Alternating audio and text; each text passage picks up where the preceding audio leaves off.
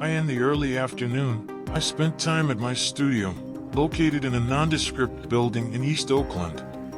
The studio was my sanctuary, filled with the hum of equipment and the scent of incense.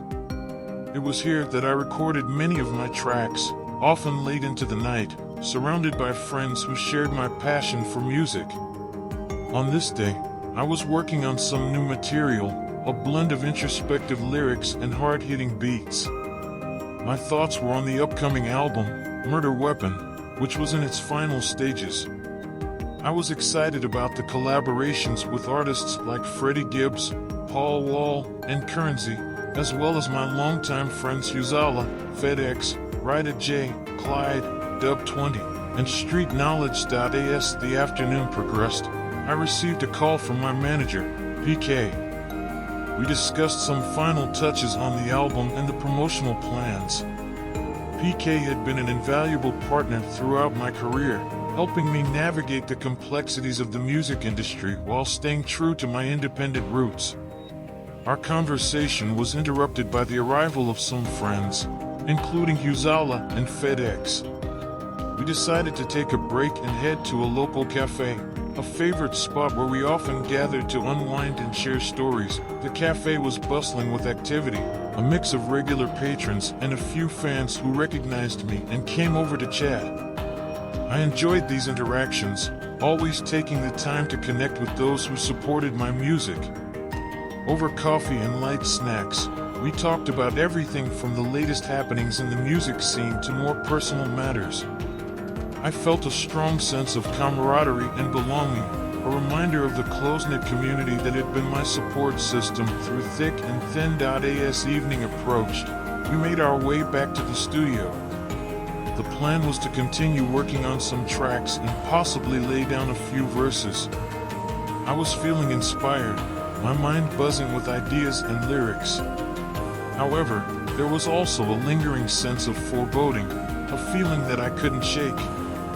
I tried to push it aside, focusing instead on the music and the positive energy around me. Night fell, and the city outside the studio came alive with its usual mix of sounds and activity. We decided to take a break and step outside for some fresh air. The night was cool and clear, a typical February evening in Oakland. As we stood on the sidewalk, talking and joking, I noticed a car slowly driving by. I am the Jacka, also known as Dominic Newton and Shaheed Akbar after my conversion to Islam.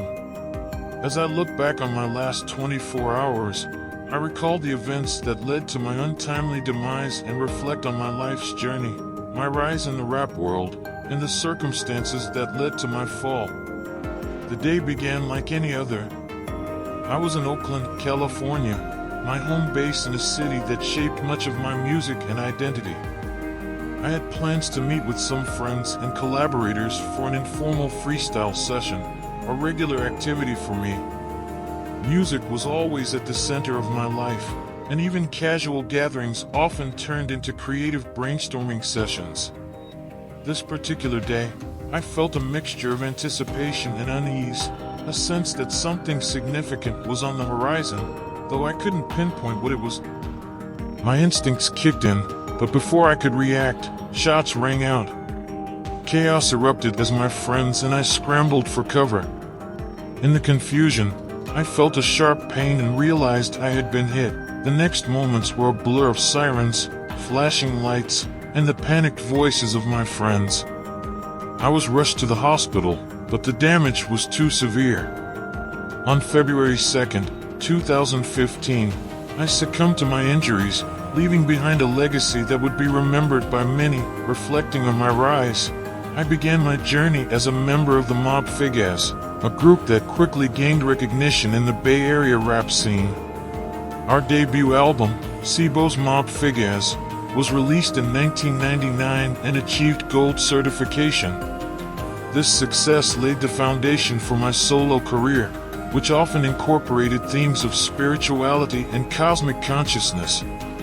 Albums like What Happened to the World in 2014 included soundbites from news clips about social justice issues, demonstrating my engagement with the world beyond the streets. My untimely death on February 2nd, 2015, was a tragic loss for the music community.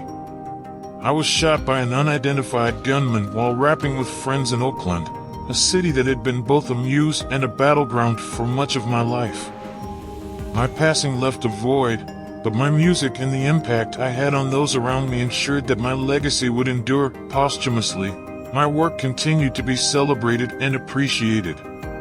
The album Murder Weapon, which I had been working on before my death, was released and featured collaborations with artists like Freddie Gibbs, Paul Wall, and Currency, alongside my longtime collaborators Uzala, FedEx, Rida J, Clyde, Dub 20, and Street Knowledge. This album, infused with my spiritual beliefs and political consciousness, served as a testament to my enduring influence and the prophetic nature of my lyrics. Looking back on my life, I see a journey marked by resilience, creativity, and a deep commitment to my craft. From my early days in Pittsburgh to the heights of my solo career, I remained true to my vision and dedicated to my community.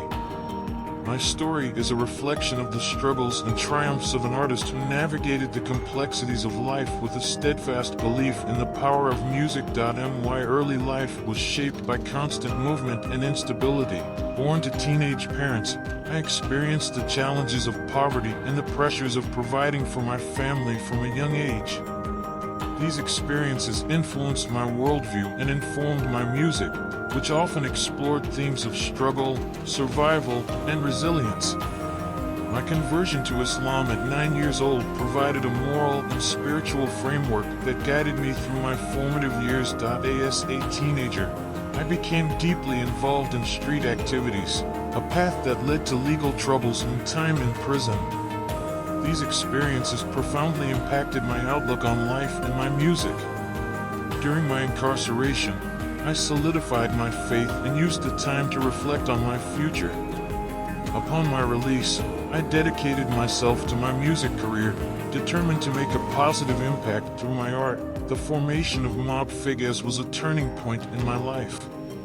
The group's success with our debut album established us as significant players in the Bay Area rap scene. Our music resonated with fans due to its authenticity and raw energy, capturing the realities of street life with a sense of urgency and conviction. My transition to a solo career allowed me to further develop my artistic identity.